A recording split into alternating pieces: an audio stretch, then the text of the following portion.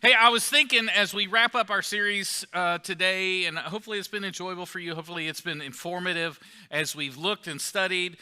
In fact, I was reading in earlier this year through the book of Genesis, and a lot of this stuff was like fresh. So as I was reading through it and thinking ahead to this series, I was like, man, there's so much good stuff, and we could have gone a long time in looking at these origins. There's so much good stuff in here. But today, and the message I want to kind of finish with, makes me think of proposals.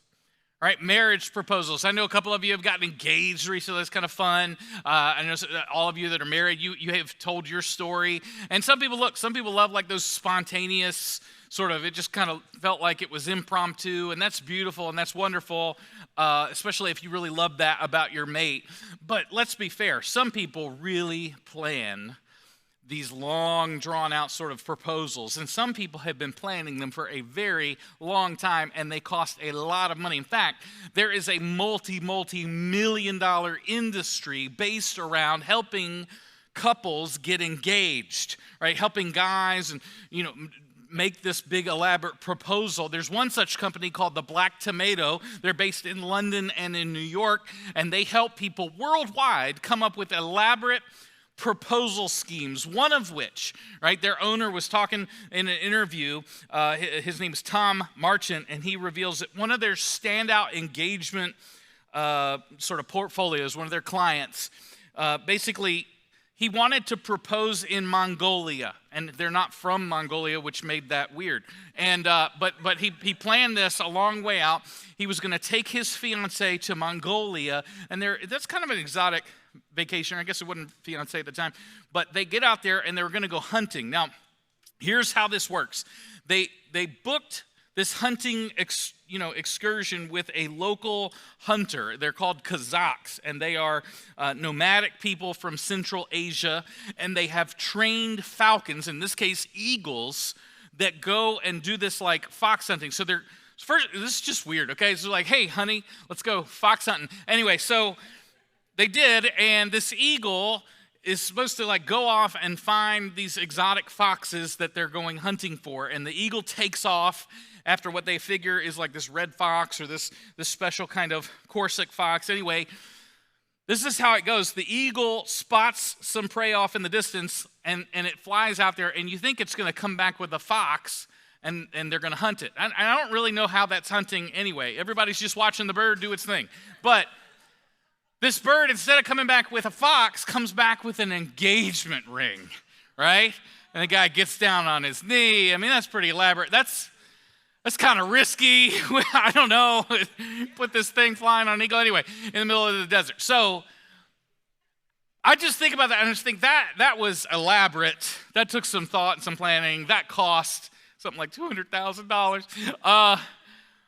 But you can see why, right? I mean, look at that picture. That guy that just screams romance, doesn't it? It's just like, I just can't wait to get married right there. That guy's got it going on. Him and his bird. I know people put value on different things, but you have to acknowledge that all of that advanced planning, all of that waiting, keeping it a surprise, all that effort and thought, certainly created a pretty amazing story, right? It certainly showed the person how loved and how valued and how treasured they were. Now, if you've got nothing else from the last 2 weeks, as we've studied the origins of creation and of mankind, you got to know that how valuable you are to God. I mean, He created us, and He so very much wants us to enjoy this unfiltered, unhindered relationship with Him. That's the picture that we began with when we looked last week, with humanity, with God, with Adam and Eve, and they had this beautiful relationship where they could walk with God in the cool of the day, and they could speak freely with Him. And ultimately what ruined that, what messed that up, as we looked last week, what broke that was sin. And the consequences of sin were enormous, right? And yet, in the midst of that, I want you to see that God also had a plan for how He would undo the consequences of sin, how He would redeem mankind from the brokenness and the cursedness of the world. And so just for review, I want you to see, again, when Adam and Eve were tempted by the serpent to disobey God, to eat the fruit from the tree of the knowledge of good and bad, they became aware of good and evil. They became aware of their nakedness and their vulnerability and their difference from each other and from God. And all these things they tried to hide from God, but he finds them and confronts them, and they start blaming each other, and they blame the snake. Well, God curses them, but he starts with the snake. And I want you to see this promise that's buried here in Genesis chapter 3. The Lord God said to the serpent, because you've done this, because you've tempted mankind to sever their relationship with me, cursed are you above all livestock and all wild animals. You'll crawl on your belly. You'll eat the dust all the days of your life. And I will put enmity between you and the woman, and between your offspring and hers. And he will crush your head, even though you strike his heel. And he will crush your head, and you will strike his heel. And this is a pretty blatant and obvious picture to those of us who are Christians that God is talking about ultimately his promise to deliver a Savior who would crush our enemy, even though he would have to suffer and die on a cross in order to do it. We call that one of the earliest pictures of the gospel, all the way back there in the fall and the curse that was pronounced on mankind and on the world. Now, God followed that curse, and he pronounced a curse on the woman.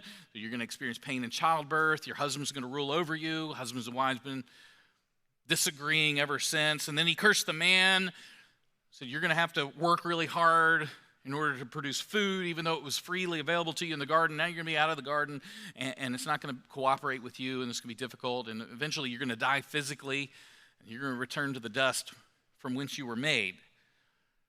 But we understood last week, sort of, this is the origin of all these things that we wonder about. Why do bad things happen to people? Well, this is why. This is a consequence of sin, right? Why do people that we love have to die? Well, death was not in the picture when God made all of his universe, all of his creation. And death was not in the picture when he established this relationship with us. We had access to the tree of life. We could just eat freely from it. But disobedience resulted in us no longer having access to the tree of life. God kicked us out of the Garden of Eden. And verse 22 says, we were not allowed to reach out their hand and take from the tree of life and eat and live forever. And we've been wrestling with all of those consequences ever since. We understand why there's things like starvation and famine and oppression. We understand why there's people that mentally are ill and unstable, and they go and they cause violence, or they attack a crowd of people. All these things that bewilder the mind, and we all recognize universally are terrible. How does this happen? Well, it's all a consequence of sin entering into this creation. So what's God going to do about it? Dietrich Bonhoeffer even kind of, I think, understands what's really at play, and I want to kind of put a pin in the story here, because he says this whole story finally comes to a climax right here. The significance of the tree of life, which was remarkably little had been said earlier about it, but it becomes comprehensible here. Indeed, it is now obvious that the whole story has really been about this tree of life. Adam only reaches out for the fruit of the tree of life after he's fallen prey to death. Adam's eaten from the tree of knowledge, but his thirst for the tree of life, which was the fruit that was given to him in the first place, remains unquenched. The tree of life is guarded by the power of death, and it's untouchable and divinely unapproachable. And I would go so far as to say every deep human pursuit ever since that moment has been trying to recreate the beauty of the Garden of Eden and access to living forever. It's all been a mask for that, really. I mean, we are constantly trying to seek out beauty and pleasure and create a world that feels like the way it's supposed to be. We all try to defy and push off and delay death as long as possible. all because we recognize and we feel deep within that this is what we were meant to experience. But every effort that you and I have put forth to try to recreate that garden and our access to life falls short, way short. And so the question remains, what is God going to do about that? Well, he makes a promise starting there in Genesis chapter 3, but incidentally, this is the theme and the promise throughout the entirety of Scripture. And I want to do something that's a little unorthodox, a little weird, right? It's not the typical Sunday morning sermon message that we would have. I just kind of want to do a little bit of a survey of what the Bible is.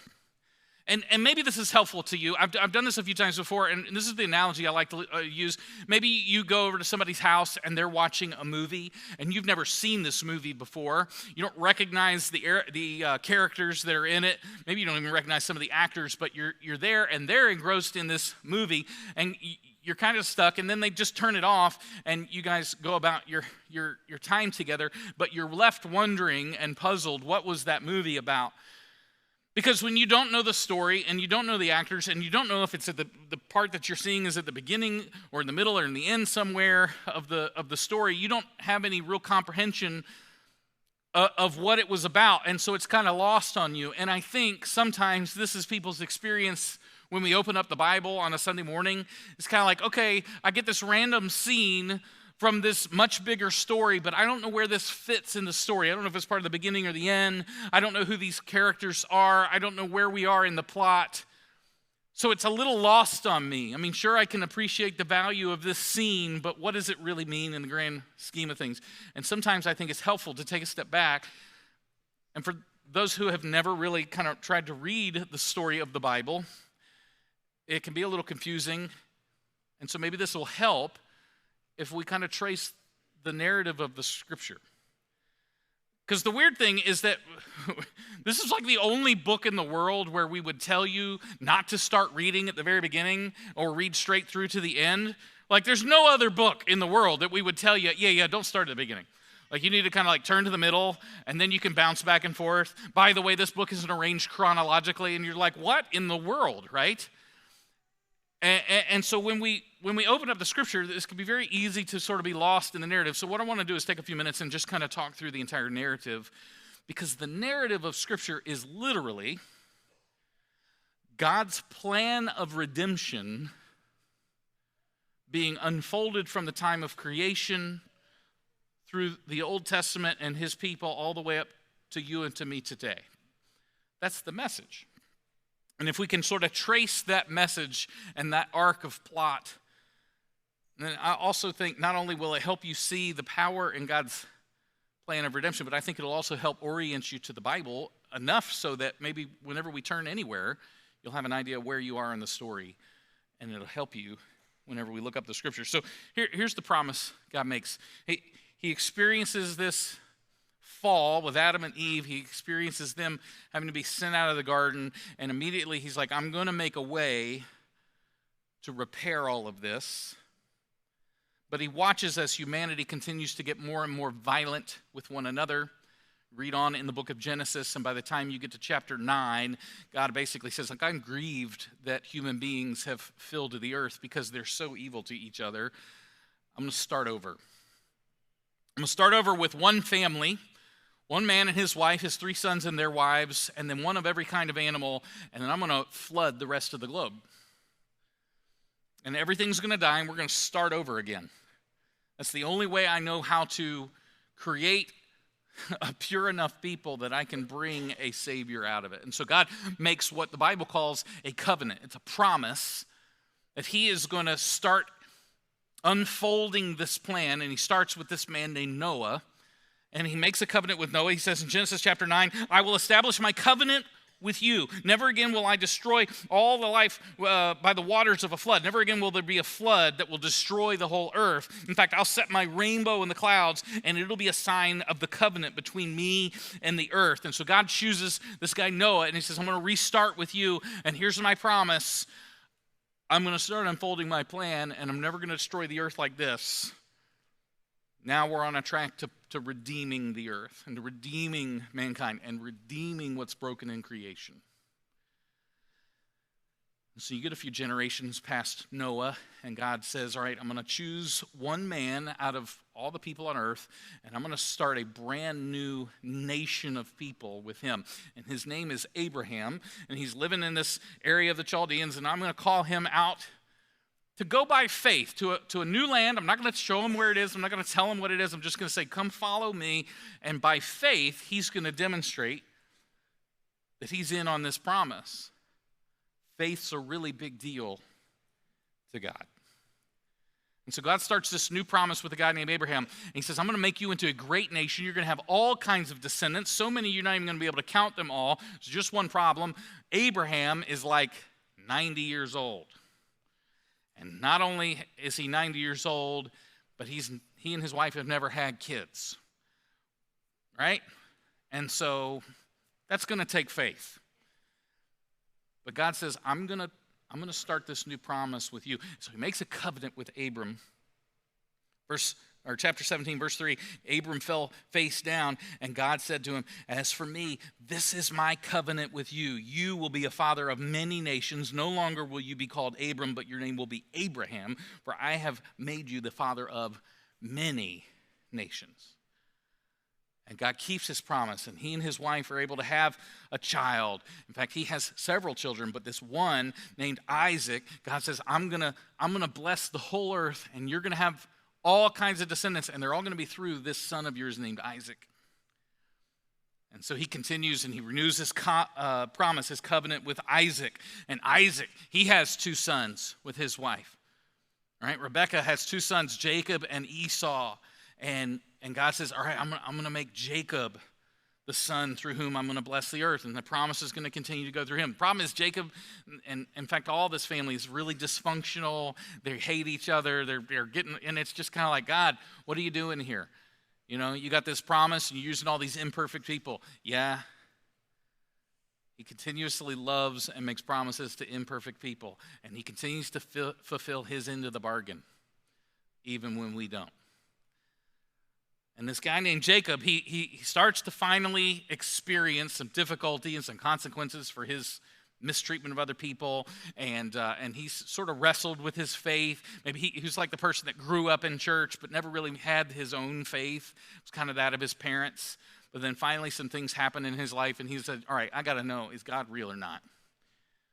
Is he the real deal or not? And he literally wrestles with God. It's kind of what his name means, Jacob. And because of that, God sort of finally breaks through to Jacob, and Jacob decides, okay, I'm going to live for him. And God gives him a new name. He says, your name is now going to be Israel, and I'm going to bless people through you. You're going to carry on this promise, this covenant I had with your father and his father. I'm going to make you into a great nation. And he has 12 sons, all of whom are going to, start having kids and families of their own, and they're turning into this big nation. One of those sons is named Joseph, and you get to the end of the book. By the way, we're still in Genesis. I know. It's an important book. And Joseph is kind of hated by his brothers. There's a lot of jealousy, and so his brothers wind up selling him into slavery. He goes to Egypt as a slave, and God is with him, and somehow he rises out of that slavery and becomes the second most important person in Egypt. He's only under the Pharaoh of Egypt. And God orchestrated through his suffering that chance to be this rescuer of his family that had grown to nearly 100 people at this point. And a famine comes over the land, and they can't feed themselves, but they go to Egypt to buy food, and they're reunited with their brother Joseph. Joseph brings their whole family, including his father Israel, and says, I want you to make your home here in Egypt. You get the best land in Egypt. You're going to be prosperous. Your flocks and your herds are going to multiply, and your family's going to be fruitful. And Pharaoh blesses that, and it's this beautiful picture. The book ends that the Jewish people, the Israelite people, grow and abound in number, and they're successful, and they're blessed by God in this foreign land. And then in the book of Exodus, Egyptian history is kind of fascinating to me. You get all the pyramids and all these things, and one of the things that happens is they get a change in dynasty. A new pharaoh takes over that's not related to the existing pharaoh, comes in from a different place altogether, and what he observes is there's all these foreigners living in our land, and they're making a big mess, right? They're taking up all the nice land, and they're becoming successful and wealthy, and they're not even Egyptian. So I don't know why they're here, but I'll tell you what, we're going to turn them into slaves, which never really works out well in the course of human history. But they make the Jewish people slaves for hundreds of years, and they never forget, hey, God had made a promise to us, and this does not seem like the way he meant to fulfill it. And so they cry out to God, Lord, remember your promise to us, to our ancestors, to Israel, to Isaac, to Abraham. God, you made a promise that you were going to make a great nation out of us, that you were going to bring a deliverer from sin and the consequences of sin, and this just doesn't seem like it's working. And so the Bible tells us in Exodus chapter 2 that God heard their groaning and he remembered his covenant with Abraham and Isaac and Jacob, and then so he enacts his plan to rescue them out of this slavery. He gets a guy named Moses. By the way, Moses shouldn't have even been alive. Right? The Egyptian Pharaoh had hated these people so much, even though he made them slaves, he said, I also want you to kill their firstborn sons, drown them in the river. But Moses' mom didn't want that to happen, so she put him in a basket, and he floated down the river, and then Pharaoh's own daughter finds him and adopts him. And so, ironically, this Jewish male that should have been killed winds up being adopted and raised in Pharaoh's own household. And eventually he learns through his mother and through others that, hey, he's Jewish by birth, and his people are out there being oppressed, and I think God has probably got you reserved for a purpose to rescue them. And so he does like a lot of us. He's like, all right, well, let's get the job started. And he kills the guy, which is not like a lot of us. And thankfully, and that doesn't work out. And so he's ashamed, and he feels like he ruined it, and he blew his opportunity. And so he goes and he lives out in the desert for years. And when he's 80 years old, he encounters God in a burning tree, and God says, listen, I've heard my people groaning, and I'm going to rescue them from their slavery. And you're going to do it, right? You're going to lead these people out of Egypt. And so it's pretty awesome, right? Awesome scene. We definitely encourage you to read through the book of Exodus. This first several chapters unfolds this story where God demonstrates his power, unleashes all these plagues on these evil Egyptians and this Pharaoh, and he's not wanting to let God's people go, but God just keeps hitting them again and again, and it's awesome, and he can't do anything about it. And none of these plagues are affecting the Jewish people, meanwhile, because God's protecting them, but he's just lambasting the Egyptians. And finally, God says, I'm going to harden his heart so bad, he's finally going to let you go. Because this last plague that I'm going to do is really going to get them. In fact, it's going to haunt back to when they said they were going to kill all the Israelite babies, all the firstborn sons in the country by drowning them. I'm going to kill all the Egyptians' firstborn. So here's what you're going to do. You're my people. Here's what you're going to do. You're going to stand up and you're going to make this dinner. You're going to slaughter a lamb. You're going to put the blood of that lamb over your doorpost. And when my angel comes to slaughter all the firstborn children in Egypt, I'm going to pass over your houses because I'm going to see the blood of this sacrificial lamb. And that's going to tell me that you belong to me and you won't be touched. You and your families will be spared. And so that last night, they all eat with their hiking clothes on. They've packed up their belongings, they're eating this meal, and sure enough, the crying begins. Pharaoh finds out his own firstborn is dead, and his heart is finally shattered and broken. Okay, get these people out of our country. Send them with some gold and stuff too, so they like plunder Egypt. It's pretty amazing. And they get out into the wilderness, and God has fulfilled his promise to rescue them, not just one day from the consequences of sin, but even in the life that they're living, freedom from slavery. But it's an image, right? It's a foreshadowing of how God is going to do this for all of mankind. He's going to release us from the slavery of our sins. So they get out into the wilderness, and the Egyptians try to change their mind and attack them, but God parts the Red Sea. They get across. It's a beautiful story. And then he puts the Red Sea back together over the Egyptian army, and they're drowned, and God once again is victorious and shows his power. And then the people, instead of being really excited about that, they start complaining that there's no food, right? Isn't that like us? I'm like, okay, that's great. You saved my life, but now I'm kind of hungry, God.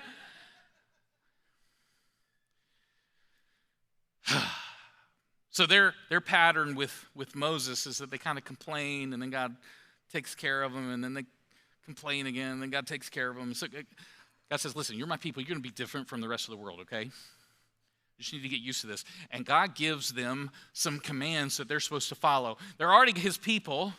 He's already going to protect them, but he says, this is how I want you to be. I want you to live differently from the rest of the world. And so he gives Moses these instructions, starting with 10 of them, right, on stone tablets called the 10 Commandments. But they give them ultimately 600 and plus commandments, right, that they were supposed to follow. And the whole idea was that they had all of these rules they were to keep to demonstrate to the world, hey, we're being selected out of the world, just like Abraham was, to be unique because God is doing something. He's unfolding a plan where he's going to show humanity a better way.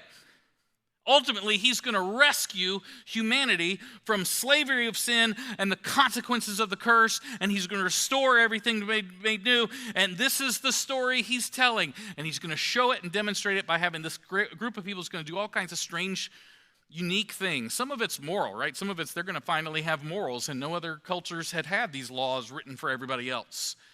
And that's pretty amazing. Some of it was just a little weird, okay?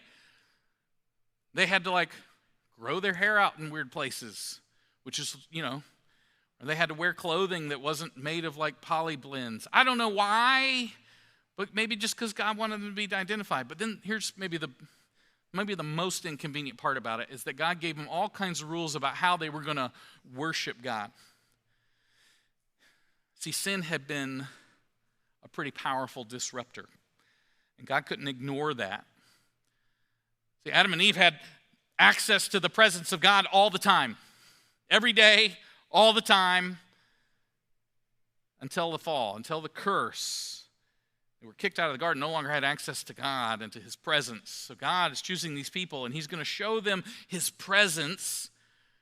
But it's going to be in a unique way because sinful things can't be in God's presence. So he gives them all kinds of commands. You're going to have this special tent, okay? And there's special furniture in this tent, and there's all kinds of special things you need to do. This whole book of Leviticus, by the way, it's chock full. And there are all kinds of things these people have to do to worship God in order to be clean enough to be in his presence. And then God would bring this big pillar of cloud during the day, pillar of fire at night, and it would rest over top of this tent. And then all the people, the million or so Israelites that get out into the wilderness and keep growing after that, right? They can camp around this tent and see God's presence, but they can't approach. Only certain people could approach. Only they were the priests, the Levites, right? They had to be doing the work. They had to be the ones that could approach, and then you could only get but so close, and then you had to offer your offering, and then the priests would take it from there on your behalf and kind of approach God. But even they had to wear special clothing because, if they didn't stand out from everybody else, they weren't going to be special enough because you can't just waltz into God's presence. You need to deal with the fact that there is sin that has separated you from a holy God, and that's where the sacrifices come in. All kinds of sacrifices. Bulls, goats, rams, sheep, birds, right? And bringing all these live animals, a lot of them basically like household pets, right? I don't want to get too crazy or whatever, but some of you cuddle with your household pet. But then in order to be in God's presence, you'd have to bring it and stab it in the neck, okay?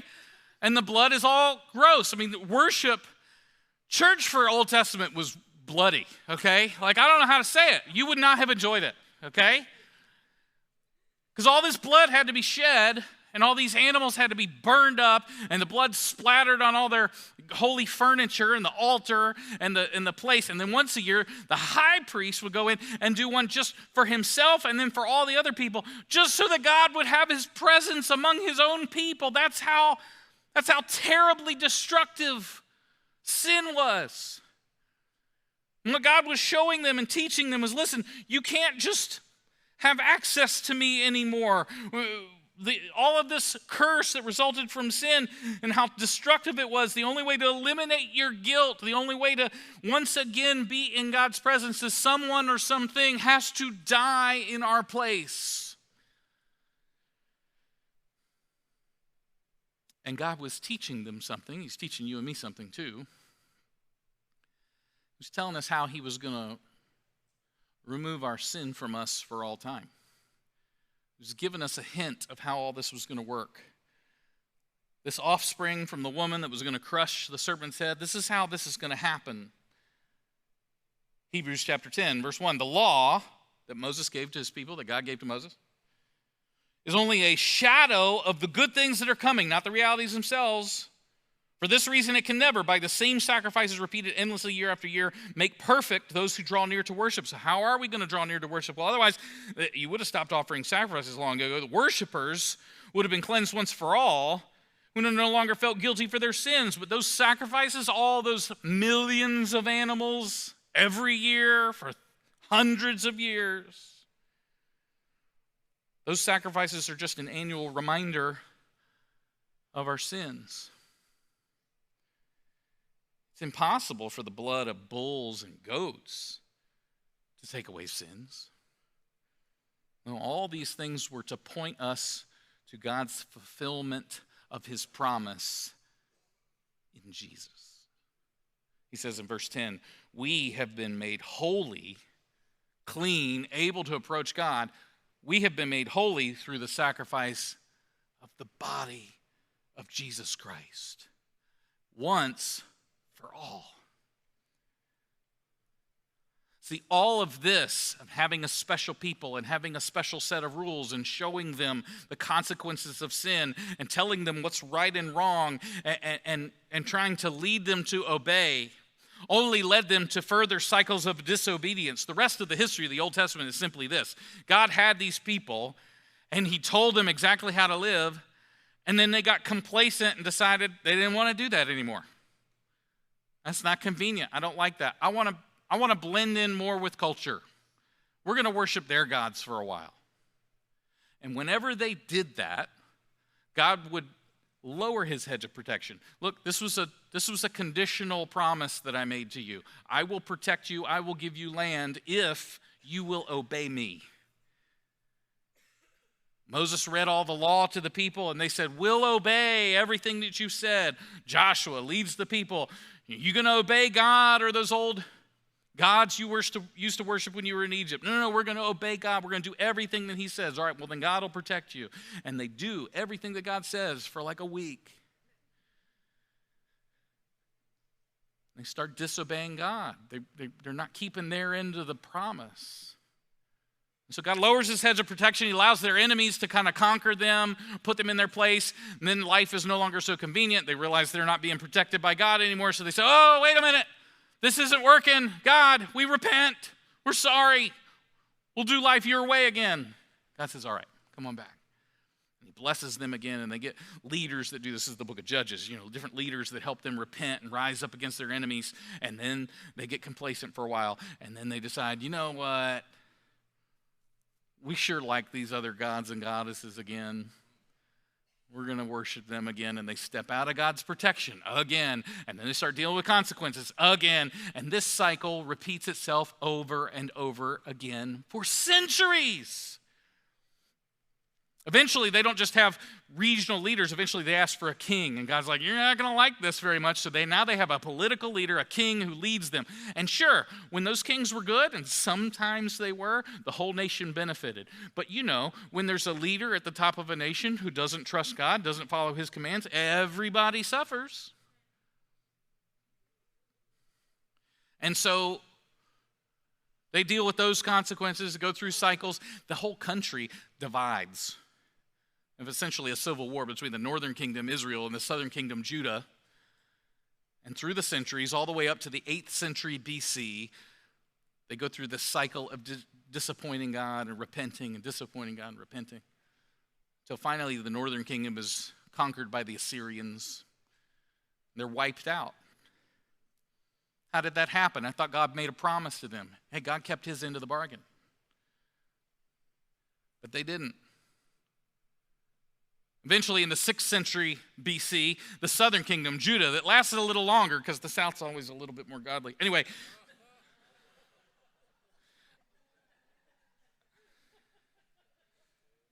read it. It's in the Bible. All right, so everybody got up and left it. No, I'm just kidding. It's the worship team. The southern kingdom, they're conquered by the Babylonians, and some of them are taken into captivity for several decades. And eventually God allows them to return back to the Holy Land, right? To to Jerusalem to rebuild their city and their temple and to re-inhabit the land, but it's never the same as it was. It's never as good as it had been, right? And there's still people today that are waiting for God to fulfill his promise to these Jewish people, to the Israelite people, to give them a land and a place for all of eternity. And the problem is we're missing the fact that God kept his end of the promise, but they didn't. And God made a new covenant that's available to everybody, which is a whole lot better than that old covenant ever was. Some people are still looking to wait to see God fulfill his promise. Guess what? He did. He made a brand new promise. This time it's through Jesus. Hebrews chapter 8, verse 6. But in fact, the ministry that Jesus has received is a superior to theirs, as a covenant of which he is the mediator is superior to the old one, since the new covenant is established on better promises. Here's the deal. God always had one plan in mind.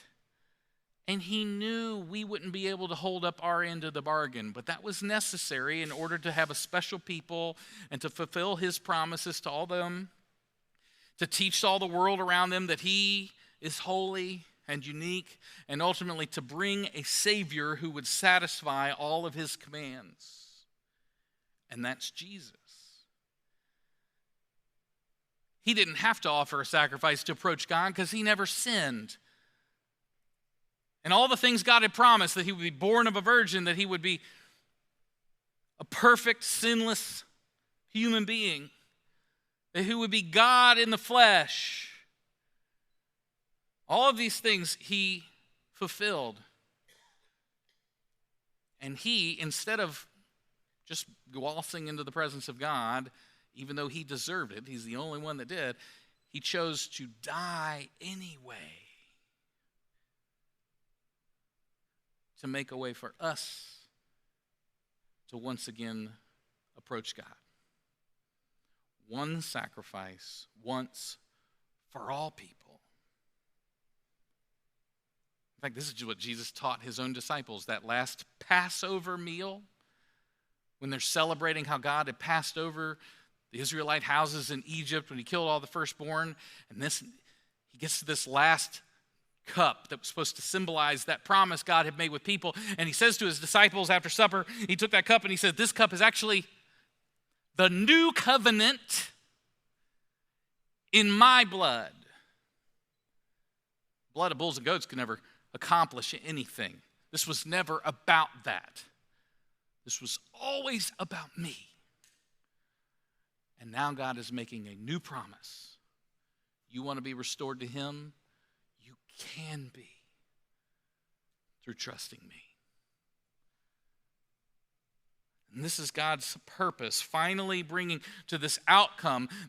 Look, this is why Jesus matters. This is why none of us get close to God by trying to recreate our perfect utopia here. This is why we're not waiting on God to restore some people to some holy city somewhere in the world in a literal way. No. Jesus has offered the new covenant, and we can be restored to God starting now, and we will live forever with him. So why hasn't that started yet? Because God is patient, and he's given some of y'all a little bit more time so that you can accept Jesus. And the rest of us who have, he's given us some more time so that we can tell some other people about Jesus so they can experience that too. There's coming a day where time will be no more, and we will get to be with him just like we were in the garden. Complete with the tree of life. Spoiler alert, the end of the book, it tells us about the tree of life again. Revelation 22, verses 1 and 2. Then the angel showed me the river of water of life. It was as clear as crystal, flowing from the throne of God and of the Lamb, and down the middle of the great city street. And on each side of the river stood the tree of life, bearing 12 crops of fruit. That means for all the different tribes of Israel, all the different 12 apostles, right? It's a completeness for everybody. Yielding its fruit every month. And the leaves of the tree are for the healing of the nations. Verse 14, blessed are those who wash their robes, that they may have the right to the tree of life may go through the gates into the city. Same language here. This is the same tree of life that we saw in the Garden of Eden. In fact, when you start reading the description of the city of heaven, it sure seems a whole lot like the garden has been made new. So how can I have access to that tree again and live forever? Well, because God paid to have that tree moved. You ever paid to have a tree moved? That's a big undertaking.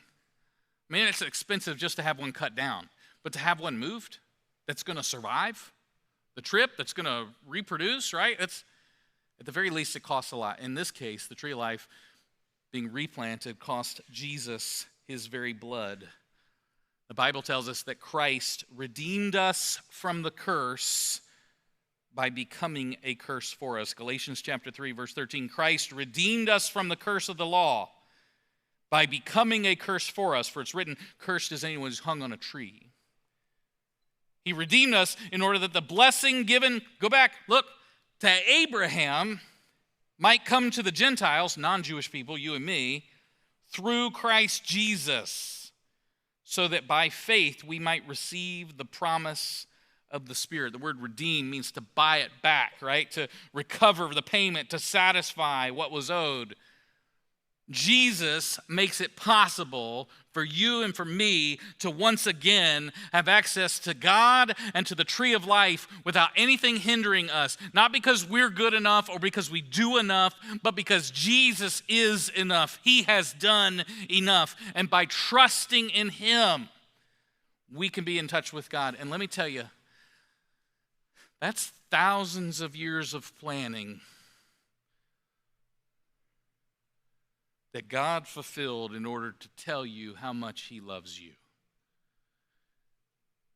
and to offer you an eternal relationship with Him. That's quite a proposal.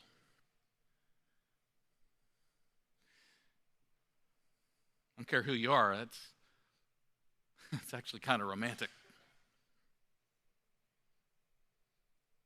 That Christ would sacrifice Himself on a cross on Calvary to have our curse from sin and death removed, not only from ourselves, but from everything we will experience.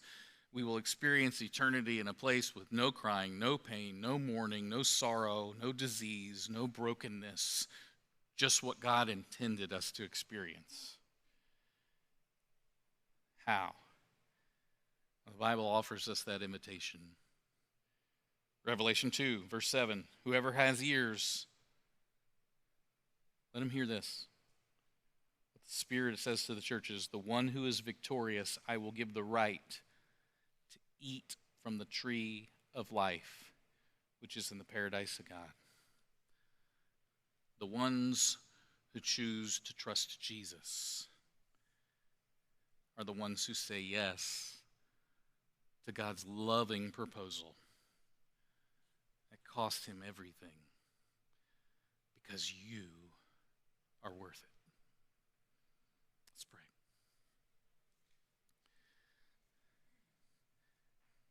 God, I'm thankful that we could experience the whole story of the Bible and realize that your decision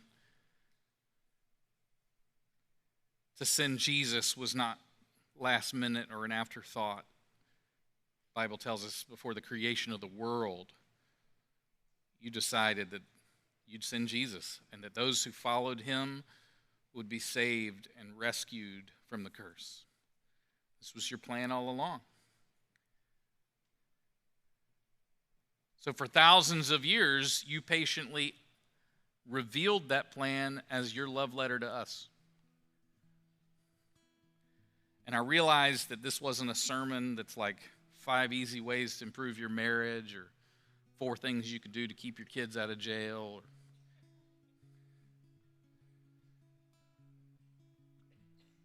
program for getting financially healthy. And sometimes sermons are like that. Sometimes we get wisdom like that from your word, and they're very, very practical. But today, God, I pray it isn't lost on anybody. Not how practical this is, but how powerful this is. how earth-shaking, life-changing, and eternity-saving this message of redemption is. I pray we'd hear it. More than that, I pray we would follow it. I pray in Jesus' name.